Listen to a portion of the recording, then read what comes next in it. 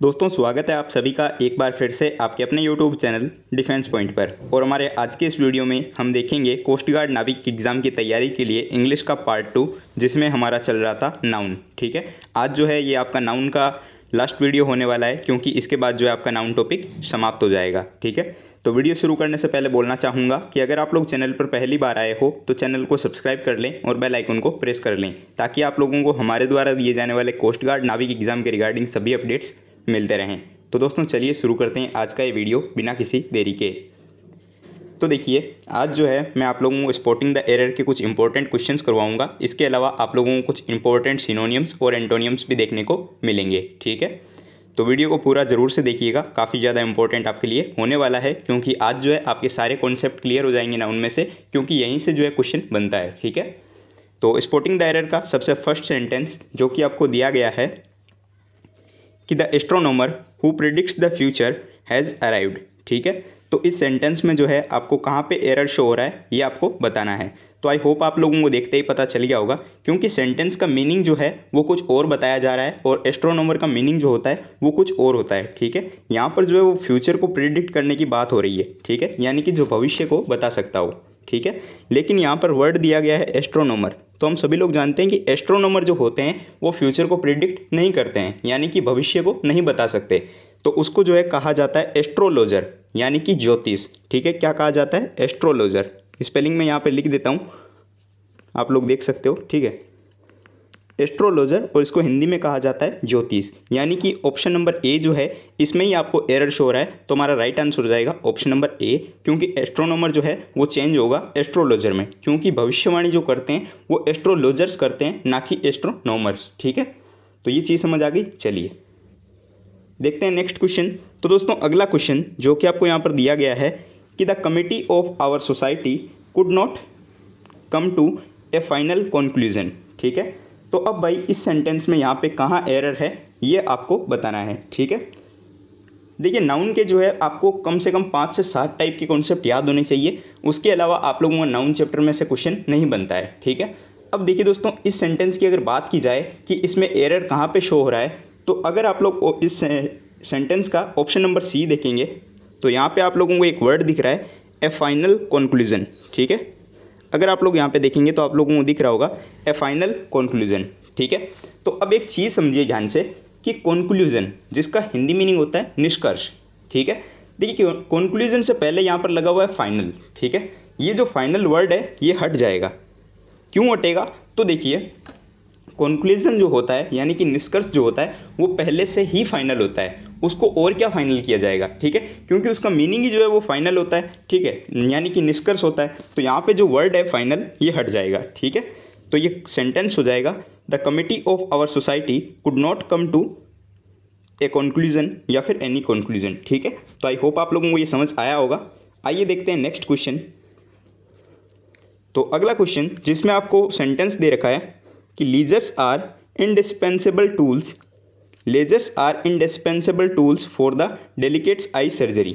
ठीक है, तो भाई ये क्वेश्चन जो आपके लिए काफ़ी ज़्यादा इंपॉर्टेंट हो जाता है। नाविक एग्जाम में जो है इस टाइप का क्वेश्चन आ रखा है। ठीक है, इसमें कौन सा कॉन्सेप्ट लगेगा, तो ये चीज़ जो है आप लोगों को ध्यान से समझनी है, क्योंकि काफ़ी ज़्यादा इंपॉर्टेंट आपके लिए होने वाला है, और इसी टाइप का क्वेश्चन मेरे हिसाब से आप लोगों को इस बार भी एग्जाम में देखने को मिलेगा। ठीक है, तो इस सेंटेंस में अगर एरर की बात की जाए कि कहाँ पे एरर शो हो रहा है, तो इसका पार्ट सी जो है वो आप लोग ध्यान से देखिए। इसमें बोला गया है कि for the delicates eye surgery.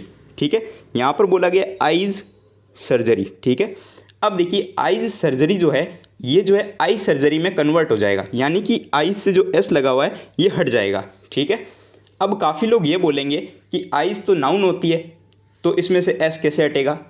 तो देखिए दोस्तों, आइज़ जो है वो बिल्कुल नाउन होती है, उसमें एस भी लगा हुआ रहता है, लेकिन यहाँ पर इस सेंटेंस में जो आई सर्जरी की विशेषता बता रही है, ठीक है, यानी कि आइज़ जो है वो सर्जरी की विशेषता बता रही है। ठीक है, और जब भी नाउन एडजेक्टिव का काम कर रहा हो तो नाउन जो होता है वो हमेशा सिंगुलर फॉर्म में ही आता है। ठीक है, तो इसका जो है आप लोग एस नहीं लगा सकते, क्योंकि यहाँ पे जो आई है वो एक नाउन है जो कि एडजेक्टिव का काम कर रही है। ठीक है, तो एडजेक्टिव का काम करेगी तो उसका प्रयोग जो होगा वो सिंगुलर फॉर्म में होगा, यानी कि एक वचन में होगा। ठीक है, ये चीज़ आपको याद रखनी है, काफ़ी ज़्यादा इंपॉर्टेंट है। इसी टाइप का क्वेश्चन जो है एयरफोर्स में पूछा जाता है, नेवी में आता है और आपके कोस्ट गार्ड के एग्जाम में ही आएगा। ठीक है, तो आई होप आप लोगों को ये डाउट क्लियर हो गया होगा।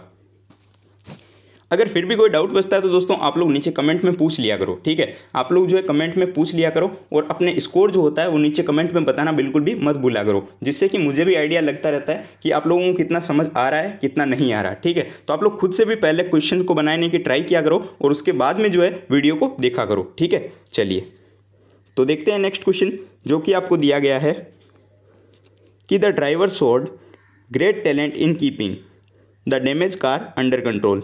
ठीक है, तो भाई इस सेंटेंस में आप लोग खुद सोचिए सबसे पहले कि इसमें एरर हो कहाँ सकता है। ठीक है, नाउन के जो पार्ट्स होते हैं उनमें क्या होता है, ज़्यादा से ज़्यादा या तो आपको एडजेक्टिव वगैरह के रूल देखने को मिलेंगे, या फिर आपको सिंगुलर और प्लूरल के रूल्स देखने को मिलेंगे, या फिर जो है इसमें कोई वर्ड्स जो होंगे वो मिसप्लेस होंगे। ठीक है, तो आप लोगों को जो सेंटेंस को ध्यान से देखना है, एक बार नहीं तो 2 बार देखिए, ताकि आप लोगों को धीरे धीरे पता चल पाए। ठीक है, और जितनी आप प्रैक्टिस करेंगे आप लोगों को उतना समझ आएगा। तो टेलीग्राम में ऐड हो जाइएगा, क्योंकि वहाँ पे जो है मैं आप लोगों को क्विज करवाता हूँ, जिससे कि आप लोगों को बेटर प्रैक्टिस हो जाएगी। टेलीग्राम ग्रुप की आपकी लिंक नीचे वीडियो के डिस्क्रिप्शन में दे रखी है। ठीक है, तो चलिए बात कर लेते हैं कि इस सेंटेंस में आपको कहाँ पे एरर शो हो रहा है। तो देखिए दोस्तों, इसमें ऑप्शन बी जो है यहाँ पर दिया गया है कि ग्रेट टैलेंट इन कीपिंग, ठीक है, and the damage car under control. ठीक है, यानी कि ड्राइवर ने जो है अपना अच्छा टैलेंट दिखाया, जिससे कि डैमेज कार जो है वो कंट्रोल में आ गई। ठीक है, तो अब देखिए इसमें ये जो टैलेंट वर्ड दिया गया है, ठीक है, ऑप्शन नंबर बी में ग्रेट टैलेंट, इसमें ये जो टैलेंट वर्ड है इसको रिप्लेस किया जाएगा स्किल के साथ में। किसके साथ में? स्किल के साथ में। ठीक है, काफ़ी लोगों को डाउट हो रहा होगा कि ऐसा क्यों हो रहा है। तो देखिए दोस्तों, मैं आप लोगों को एक चीज़ क्लियर करता हूँ कि टैलेंट जो होता है उसका मीनिंग होता है किसी चीज़ को करने की नेचुरल एबिलिटी। हम कोई भी चीज़ जो करते हैं उसको करने की जो नेचुरल एबिलिटी होती है उसको बोला जाता है टैलेंट। ठीक है, लेकिन कोई भी चीज़ ऐसी हो जो कि ट्रेनिंग से या फिर नॉलेज से सीखी जाती हो और उसको हासिल किया जाता हो, उसको बोला जाता है स्किल। ठीक है, यहाँ पर बात किस चीज़ की हो रही है, तो यहाँ पे ड्राइवर बोल रहा है, अंडर कंट्रोल बोल रहा है, कार बोल रहा है, तो आप लोग इतना तो समझ ही गए होंगे कि यहाँ पे कार ड्राइविंग की बात हो रही है। ठीक है, अब कार ड्राइविंग जो है वो एक टैलेंट नहीं है, यानी कि नेचुरल एबिलिटी नहीं है किसी भी काम को करने की, लेकिन कार ड्राइविंग जो है वो एक स्किल है, क्योंकि इसे ट्रेनिंग के द्वारा, नॉलेज के द्वारा सीखा जा सकता है। ठीक है, तो यहाँ पर एक ग्रेट टैलेंट इन कीपिंग नहीं होगा, यहाँ पे स्किल वर्ड से रिप्लेस हो जाएगा टैलेंट। ठीक है, तो ये चीज़ आपको ध्यान में रखनी है। आई होप आप लोगों को समझ आ रहा होगा। ठीक है, और हाँ दोस्तों, साथ ही मैं आप लोगों को बताना चाहूँगा टेक्स्ट बुक सिलेक्ट के बारे में। दोस्तों, टेक्स्ट बुक सिलेक्ट की तरफ से इंडियन एयरफोर्स के एक्स और वाई ग्रुप एग्जाम की तैयारी के लिए स्पेशल वीडियो क्लासेस को लॉन्च किया गया है। तो इस वीडियो क्लासेस में आप लोगों को डिफेंस के टॉप एजुकेटर्स के द्वारा पढ़ाया जाएगा, जिससे कि आप लोग इंडियन एयरफोर्स एक्स और वाई ग्रुप एग्जाम में अपनी सिलेक्शन को सुनिश्चित कर सकते हैं। तो टेक्स्ट बुक की तरफ से इस कोर्स में दोस्तों आप लोगों को 260 से भी ज़्यादा लाइव क्लासेस, 40 से भी ज़्यादा ऑनलाइन प्रैक्टिस सेट और 7000 से भी ज़्यादा प्रैक्टिस क्वेश्चंस देखने को मिलेंगे। और इसके साथ ही आप लोगों को एयरफोर्स एक्स और वाई ग्रुप एग्जाम की तैयारी के लिए पीडीएफ नोट्स भी प्रोवाइड किए जाएंगे। तो अगर आप लोग टेक्स्ट बुक के इस स्पेशल कोर्स में इनरोल करना चाहते हो तो लिंक्स जो है आप लोगों को इस वीडियो के नीचे डिस्क्रिप्शन बॉक्स में प्रोवाइड की गई है। दोस्तों, बहुत ही शानदार कोर्स है जहाँ पर आप लोगों को टॉप एजुकेटर्स के द्वारा पढ़ाया जाएगा। तो इस बार जो है आप लोगों को नहीं चूकना है और बिल्कुल भी देरी नहीं करनी है। तो सारी लिंक्स जो है आप लोगों को वीडियो के नीचे डिस्क्रिप्शन बॉक्स में दी गई है, आप वहां से इसके लिए एनरोल कर सकते हैं। और हाँ दोस्तों, साथ ही मैं बोलना चाहूँगा कि अगर आप लोग इस कोर्स को परचेस कर रहे हैं तो आप लोग हमारा कूपन कोड DP20 यूज़ करना बिल्कुल भी मत भूलिएगा, जिससे कि आप लोगों को एक बहुत ही शानदार डिस्काउंट देखने को मिल जाएगा। तो अभी जाइए और इसके लिए एनरोल कीजिए। तो देखिए भाई, नेक्स्ट सेंटेंस जो कि आपको दिया गया है कि he gave me 200 rupees note last night. ठीक है, तो अब आप लोग सोचिए कि यहाँ पे जो है इसमें कहाँ पे एरर आपको शो हो रहा है। ठीक है, बहुत ही इजी सेंटेंस है और बहुत ही इजी रूल के ऊपर काम कर रहा है ये। ठीक है, अगर मैं आपको बताऊं कि ये किस टाइप से सॉल्व होगा, तो देखिए दोस्तों, एक चीज़ याद रखिएगा, हाइफेनेटेड नाउन जो होते हैं उनका प्रयोग कभी भी प्लूरल फॉर्म में नहीं किया जा सकता। ठीक है, एक चीज़ याद रखनी है कि हाइफेनेटेड नाउन जो होते हैं उनका प्रयोग कभी भी प्लूरल फॉर्म में नहीं किया जा सकता।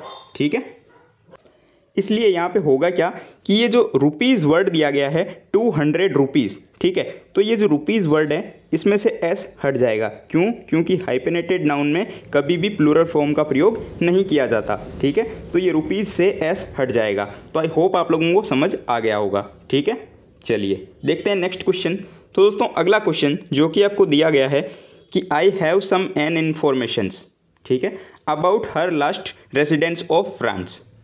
ठीक है, यानी कि मुझे जो है उसकी कुछ इन्फॉर्मेशन पता है उसके लास्ट रेसिडेंस की जो कि फ्रांस में था। ठीक है, यही हिंदी मीनिंग हुआ। आपको हिंदी मीनिंग में इसमें ज़्यादा ध्यान नहीं देना होता है। आप लोगों को जो है बस रूल अप्लाई करो, एरर शो करो और बस काम खत्म। आपका इतना ही पूछा जाता है। ठीक है, आप लोगों से वहाँ कोई भी नहीं पूछने वाला है कि इसका हिंदी मीनिंग क्या है, कैसे आपने इसको सॉल्व किया। आप लोगों को बस अपना MCQ सिलेक्ट करना है और आंसर देना होता है। ठीक है, तो देखिए इसमें भाई हो क्या रहा है, तो आप लोग एक चीज़ समझिए कि कुछ नाउन ऐसे होते हैं। ठीक है, कुछ नाउन ऐसे होते हैं जैसे कि इन्फॉर्मेशन हो गया, ठीक है, एडवाइस हो गया, लगेज हो गया, पोइट्री हो गया। ये कुछ ऐसे नाउन होते हैं जिनका प्रयोग केवल सिंगुलर फॉर्म में ही किया जा सकता है, यानी कि इनको जो है बहुवचन नहीं बना सकते आप, जो है इनको प्लूरल नहीं बना सकते। ठीक है, सिंगुलर फॉर्म में इनका यूज होता है और ये जो नाउन होते हैं वो अनकाउंटेबल होते हैं, यानी कि इनको गिना नहीं जा सकता। ठीक है, इनके साथ में ना एक चीज़ याद रखेंगे कि आर्टिकल जो होते हैं, यानी कि ए और एन जो आर्टिकल होते हैं, इनका प्रयोग भी इनके साथ में नहीं किया जाता। ठीक है, और वो नाउन कौन कौन से हैं, तो मैं अगर आपको बताऊं कि इन्फॉर्मेशन, एडवाइस, लगेज, पोइट्री, तो आप लोगों को इससे ही समझ आ गया होगा कि यहाँ पे हो क्या रहा है। ठीक है, तो मैंने सबसे पहले क्या बोला कि इनका आप लोग बहुवचन नहीं बना सकते। ठीक है, यानी कि आप लोग जो है इनको प्लूरल फॉर्म में नहीं लगा सकते। ठीक है, तो इन्फॉर्मेशंस में से एस हट जाएगा। ठीक है, अगर आप लोगों को इसका प्लूरल बनाना ही होगा तो आप लोग क्या करोगे, सम इन्फॉर्मेशन बोल दोगे। ठीक है, इसके अलावा मेनी पीस में आप इसको कन्वर्ट कर सकते हो। ठीक है, तो इस टाइप से जो आप इनको कन्वर्ट कर सकते हो, लेकिन इन्फॉर्मेशंस वर्ड का यूज आप यहाँ पे नहीं कर सकते क्योंकि इनको जो है आप प्लूरल नहीं बना सकते। ठीक है, और ये अनकाउंटेबल होते हैं, इनका मीनिंग पहले से ही अनकाउंटेबल होता है, तो ये चीज़ आपको जरूरत नहीं पड़ेगी। इसके बाद में मैंने आपको बोला कि इनके पहले जो है आर्टिकल ए और एन का प्रयोग नहीं होता है। ठीक है, तो यहाँ पर इन्फॉर्मेशन से पहले एन लगाया हुआ है, तो ये भी हट जाएगा। ठीक है, चलिए ये चीज़ समझ आ गई। आई होप आप लोगों को डाउट्स क्लियर हो रहा होगा। अगर आप 2 वीडियोस पूरे देख लेंगे तो आप लोगों के नाउन के सारे डाउट्स क्लियर हो जाएंगे। इसके अलावा फिर आप लोग क्या कीजिए, नेवी के एग्जाम में, एयरफोर्स के एग्जाम में, कोस्ट गार्ड के एग्जाम में जो भी प्रीवियस ईयर से नाउन के क्वेश्चन आए हुए हैं आप लोग उनको सॉल्व कीजिए, जिससे कि आप लोगों को जो है नॉलेज, एबिलिटी, पावर बढ़ेगा। ठीक है, जिससे कि आप लोगों को क्वेश्चन को सॉल्व करने की पावर बढ़। तो देखिए भाई, नाउन का लास्ट सेंटेंस जो कि मैंने आपको स्पोर्टिंग द एरर में से दिया है उसमें बोला गया है कि even after the enhancement of several acts and provisions we can see 5 years boys working in hazardous factories. ठीक है, तो इस सेंटेंस में जो है आपको कहाँ पे एरर शो हो रहा है, ठीक है, कौन सा नाउन में जो है यहाँ पे गलती वगैरह हो रही है, तो ये आपको बताना है। ठीक है, और ये क्वेश्चन करने के बाद में आपके सारे टाइप्स के क्वेश्चन कवर हो जाएंगे और जो भी आपको मैंने क्वेश्चन करवाए हैं उनकी आप प्रैक्टिस कर सकते हो। तो चलिए बात कर लेते हैं कि इसमें कहाँ पे एरर शो हो रहा है। तो देखिए दोस्तों, इसमें एक चीज़ बोली जा रही है ऑप्शन नंबर बी में, वी कैन सी, ठीक है, 5 years बॉयज। इस टाइप का क्वेश्चन जो है मैंने आप लोगों को पीछे भी करवाया था इसी में। ठीक है, वो एडजेक्टिव वाला रूल यहाँ पे भी काम करता है। तो देखिए दोस्तों, ये जो 5 years ओल्ड बॉयज है उसकी जगह पे 5 year ओल्ड बॉयज आएगा। ठीक है, क्योंकि यहाँ पर ईयर्स जो है ये हट जाएगा। ठीक है, ईयर्स जो है वो यहाँ पे ईयर में कन्वर्ट हो जाएगा। क्यों होगा, तो मैंने आपको पहले भी बताया था, यहाँ पे 5 year जो है वो एक एडजेक्टिव का काम कर रहा है। ठीक है, एडजेक्टिव का काम कर रहा है, मतलब एक नाउन है जो कि एडजेक्टिव का काम कर रहा है, तो इसका जो है आप प्लूरल नहीं बना सकते। ठीक है, तो आई होप आप लोगों को ये समझ आ गया होगा। ठीक है, क्योंकि यहाँ पे देखिए ये जो है नाउन है ये यहाँ पे एडजेक्टिव का काम कर रहा है। ठीक है, जिससे कि आप लोग इसका प्लूरल नहीं बना सकते।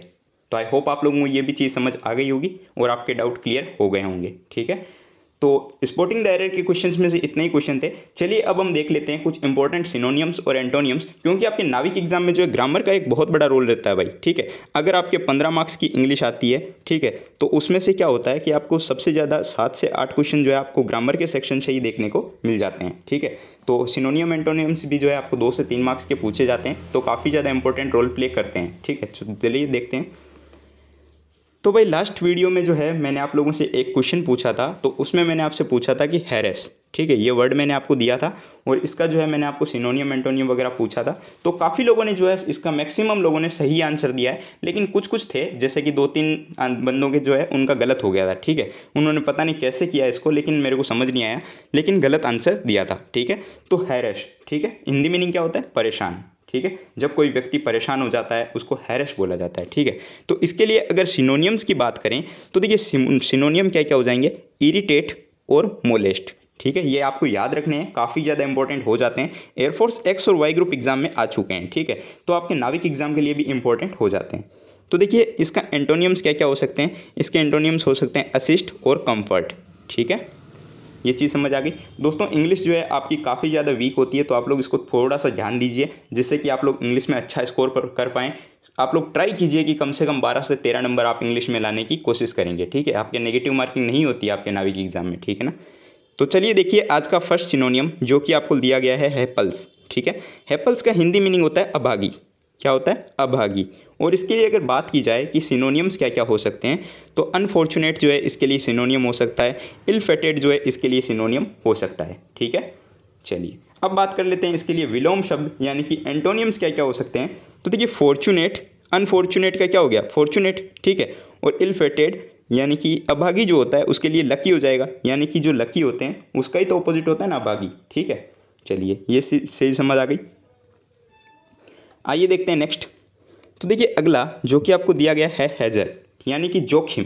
ठीक है, इस टाइप का सेंटेंस जो है वो आपके स्पोर्टिंग डायरेक्टर में भी आया था ये वर्ड, आप लोग देखिएगा। फैक्ट्रीज वाला जो आपका लास्ट क्वेश्चन था 7 नंबर, उसको देख लीजिएगा। ठीक है, तो ये भी काफ़ी इंपॉर्टेंट हो जाता है। देखिए हैजर्ड यानी कि जोखिम।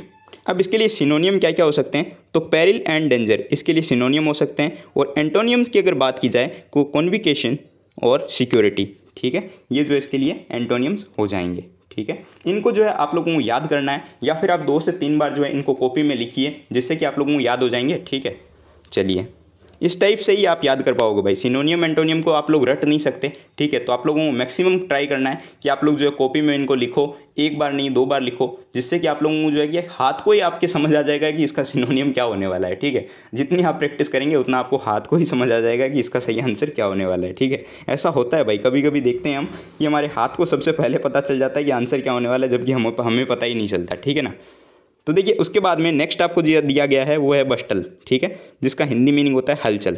ठीक है, हलचल जो होती है उसके लिए बोलता है हस्टल बस्टल, आप लोगों ने सुना होगा। ठीक है, तो अब देखिए सिनोनियम क्या होगा? तो सिनोनियम होगा हैस्ट और फ्लूरल। ठीक है, फ्लूरी सॉरी। चलिए एंटोनियम्स की बात कर लेते हैं। सो स्लोनेस और क्वाइट, ये जो है इसके लिए आपके एंटोनियम्स हो जाएंगे, क्योंकि हलचल के लिए क्वाइट, ये आपको याद रखना है। ये आपके ऑप्शंस में भी रहता है और सी नंबर ऑप्शन में आपको दिया रहता है मैक्सिमम टाइम में। ठीक है, चलिए नेक्स्ट देखिए ब्लीक जो दिया गया है इसके लिए बोला गया बेरंग, हिंदी मीनिंग होता है। और सिनोनियम्स की अगर बात की जाए तो डिस्मेल और ग्लूमी। ठीक है, और एंटोनियम्स क्या क्या हो जाएंगे? तो ब्राइट एंड प्लीजेंट, ये इसके लिए एंटोनियम हो जाएंगे। ठीक है, चलिए देखते हैं लास्ट। तो लास्ट आपको यहाँ पर दिया गया है जुडिशियस। ठीक है, जुडिशियस का हिंदी मीनिंग हो जाता है आपका उचित, और इसके लिए सिनोनियम जो यूज़ होंगे वो होंगे थॉटफुल और प्रूडेंट। ठीक है, और एंटोनियम्स क्या क्या हो जाएंगे? तो देखिए इरेशनल और फुलिश, ये जो है आपके लिए इसके एंटोनियम्स हो जाएंगे। तो आई होप आप लोगों को सारे समझ आ गए होंगे। आप लोग जो है इनको लिखिए, प्रैक्टिस कीजिए, जिससे कि आप लोगों को याद हो जाएंगे। ठीक है, अब जो है आप लोगों के लिए एक क्वेश्चन है, इसका राइट आंसर क्या होगा, यानी कि इसके लिए जो सिनोनियम एंटोनियम्स हैं वो आपको बताने हैं। ठीक है, तो देखिए नोटी, ये वर्ड आपको दिया गया है जिसका हिंदी मीनिंग होता है विकट। आप लोग खुद से ट्राई कीजिएगा, इसके लिए सिनोनियम और एंटोनियम आपको एक सिनोनियम बताना है और एक एंटोनियम बताना है। ठीक है, नीचे कमेंट बॉक्स में कमेंट के माध्यम से बताइएगा। ठीक है, तो इसका राइट ये जो आपका सिनोनियम एंटोनियम होगा वो आपको नीचे बताना है। तो आई होप आप लोगों को सब चीज़ें समझ आ गई होगी। फिर भी कोई अगर डाउट बचता है तो आप लोग नीचे कमेंट बॉक्स में कमेंट में पूछ सकते हो। ठीक है, तो अगर वीडियो पसंद आया हो तो लाइक शेयर और सब्सक्राइब करना बिल्कुल भी मत भूलिएगा। ठीक है, नेक्स्ट वीडियो में नया टॉपिक हम स्टार्ट करेंगे, और आज से जो है आप लोगों को मैथ्स की क्लास भी मिलनी शुरू हो जाएगी। परसेंटेज हमारा पहला टॉपिक होने वाला है। और अगर आप लोगों को पीडीएफ चाहिए तो टेलीग्राम ग्रुप को ज्वाइन कर लीजिएगा, वहाँ पर क्विज भी होते हैं, तो आप लोग उसको ज्वाइन करना बिल्कुल भी मत भूलिएगा। लिंक जो है आप लोगों को इस वीडियो के नीचे डिस्क्रिप्शन बॉक्स में दी गई है। ठीक है, मिलते हैं एक नए वीडियो में, तब तक के लिए जय हिंद दोस्तों।